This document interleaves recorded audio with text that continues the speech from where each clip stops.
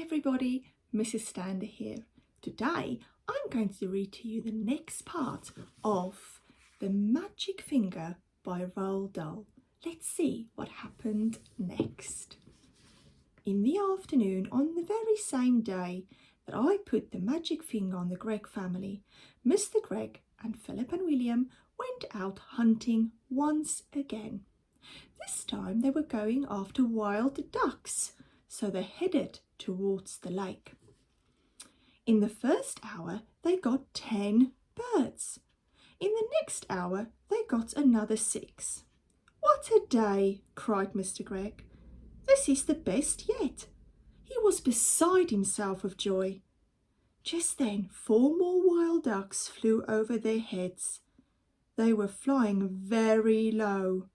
They were easy to hit. Bang, bang, bang, bang went the guns.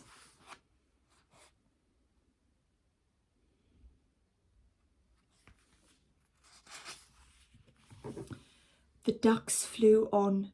"We missed," said Mr. Gregg. "That's funny." Then, to everyone's surprise, the 4 ducks turned around and came flying right back to the guns. "Hey," said Mr. Gregg, "what on earth are they doing?" They were really asking for it this time. He shot at them again. So did the boys. And again, they all missed.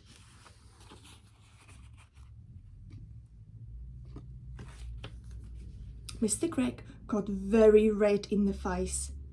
"It's the light," he said. "It's getting too dark to see. Let's go home." So they started for home, carrying with them the 16 birds they had shot before. But the 4 ducks would not leave them alone. They now began flying around and around the hunters as they walked home. Mr. Gregg did not like it one bit. "Be off!" he cried, and he shot at them many more times, but it was no good. He simply could not hit them.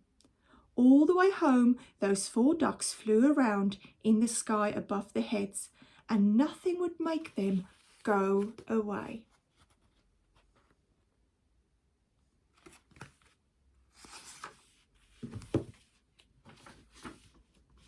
Late that night, after Philip and William had gone to bed, Mr. Gregg went outside to get some wood for the fire. He was crossing the yard when all at once he heard the call of a wild duck in the sky. He stopped and looked up. The night was very still. There was a thin yellow moon over the trees on the hill, and the sky was filled with stars. Then Mr. Gregg heard the noise of wings flying low over his head, and he saw the 4 ducks dark against the night sky, flying very close together. They were going around and around the house. Mr. Gregg forgot about the firewood and hurried back indoors. He was now quite afraid. He did not like what was going on, but he said nothing about it to Mrs. Gregg. All he said was, "Come on, let's go to bed. I feel tired." So they went to bed and to sleep.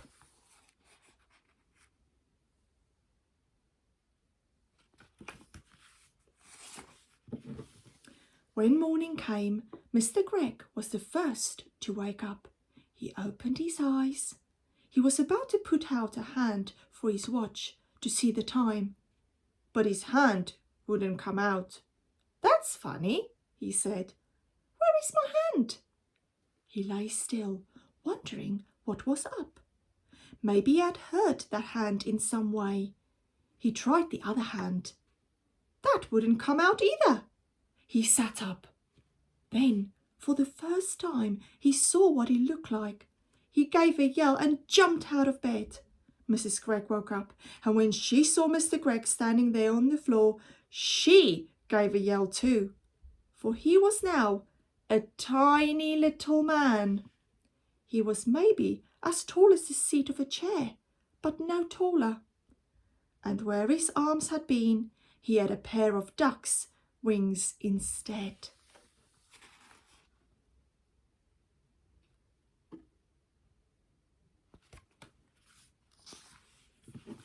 But, cried Mrs. Gregg, going purple in the face. My dear man, what's happened to you? What's happened to both of us, you mean? Shouted Mr. Gregg. It was Mrs. Gregg's turn now to jump out of the bed. She ran to look at herself in the glass, but she was not tall enough to see into it. She was not even smaller than Mr. Gregg, and she too had got wings instead of arms. Oh, oh, oh, sobbed Mrs. Gregg. This is witches' work, cried Mr. Gregg, and both of them started running around the room, flapping their wings. A minute later, Philip and William burst in. The same thing happened to them. They had wings and no arms, and they were really tiny. They were about as big as robins. Mama, Mama, Mama, chirped Philip. Look, Mama, we can fly. And they flew up into the air. Come down at once, said Mrs. Gregg. You're much too high. But before she could say another word, Philip and William had flown right out the window.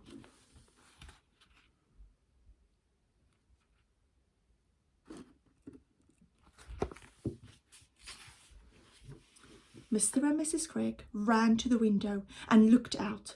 The two tiny boys were now high up in the sky. Then Mrs. Gregg said to Mr. Gregg, Do you think we could do that, my dear? I don't see why not, Mr. Gregg said. Come on, let's try. Mr. Gregg began to flap his wings hard, and all at once up he went. Then Mrs. Gregg did the same. Help, she cried, as she started going up. Save me! Come on, said Mr. Gregg. Don't be afraid. So out the window they flew far up into the sky, and it did not take them long to catch up with Philip and William. Soon the whole family was flying around and around together. Oh, isn't it lovely? Cried William. I've always wanted to know what it feels like to be a bird. Your wings are not getting tired, are they, dear? Mr. Gregg asked Mrs. Gregg. Not at all, Mrs. Gregg said. I could go on forever. Hey, look down there, said Philip. Somebody is walking in our garden. They all looked down, and there below them, in their own garden, they saw 4 enormous wild ducks. The ducks were as big as men, and what is more, they had great long arms like men instead of wings. The ducks were walking in a line to the door and the Gregg's house, swinging their arms and holding their beaks high in the air.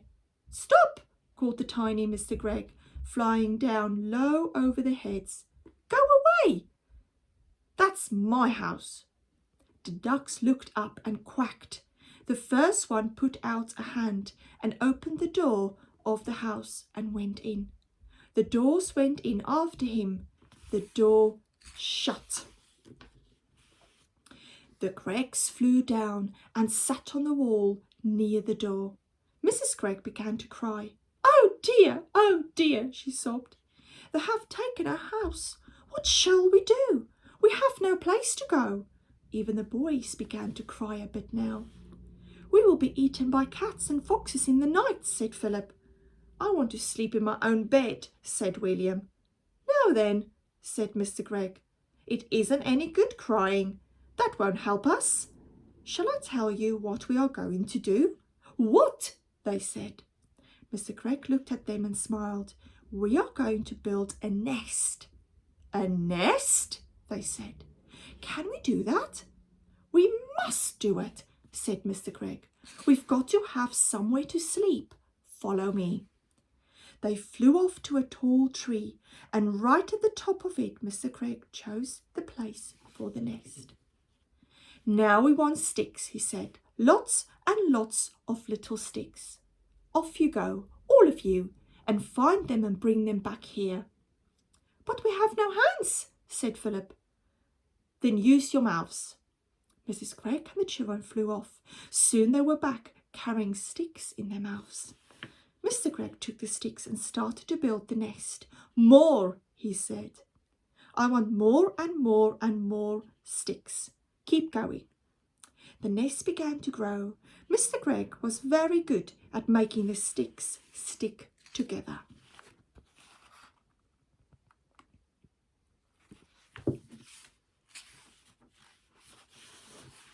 After a while, he said, "That's enough sticks. Now I want leaves and feathers and things like that to make the inside nice and soft." The building of the nest went on and on. It took a long time, but at last it was finished. "Try it," said Mr. Gregg, hopping back. He was very pleased with his work. "Oh, isn't it lovely?" cried Mrs. Gregg, going into it and sitting down. "I feel I might lay an egg any moment." The others all got in beside her. "How warm it is," said William. "And what fun to be living so high up," said Philip. "We may be small, but nobody can hurt us up here." "But what about food?" said Mrs. Gregg. "We haven't had a thing to eat all day." "That's right," Mr. Gregg said. "So we will now fly back to the house and go in by an open window and get the tin of biscuits when the ducks aren't looking." "Oh, we will be pecked to bits by those dirty grey ducks," cried Mrs. Gregg. "We shall be very careful, my love," said Mr. Gregg, and off they went. But when they got to the house, they found all the windows and doors opened. There was no way in.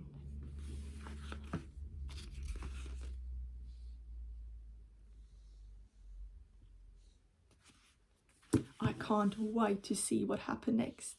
Thanks for joining me today. Bye-bye.